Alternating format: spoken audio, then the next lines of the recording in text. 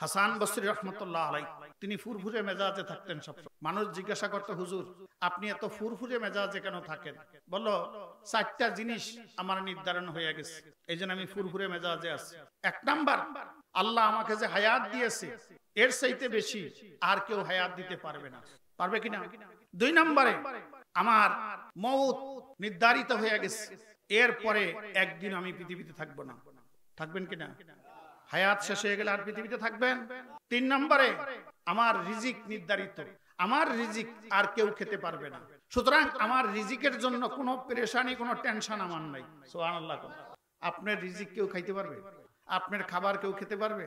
তো ইমাম হাসান বসরি রহমতুল্লাহ আলাইহি বলেন, আমার রিজিক নির্ধারিত, আমার রিজিক কেউ খাইতে পারবে না, এই জন্য রিজিকের জন্য আমার কোনো পেরেশানি নেই। নাম্বার 4, আমার ইবাদত আমাকেই করতে হবে, আমার কবরে আমাকেই যেতে হবে, আমার হিসাব আমাকেই দিতে হবে, এই জন্য আমি ইবাদত করা শুরু করে দিই। কোন পীর সাহেব হুজুর আপনার জাহান্নাম ঠেকাতে পারবে না। পারবে কিনা বলেন? পীর সাহেব জাহান্নাম ঠেকাইতে পারে? পীর সাহেব তো নিজে ঠেকাইতে পারে না। পীর সাহেব কি আপনার হায়াত বাড়াইয়া দিতে পারবে? পীর সাহেব আপনার মওত ঠেকাইয়া দিতে পারবে? এটা কে পারে?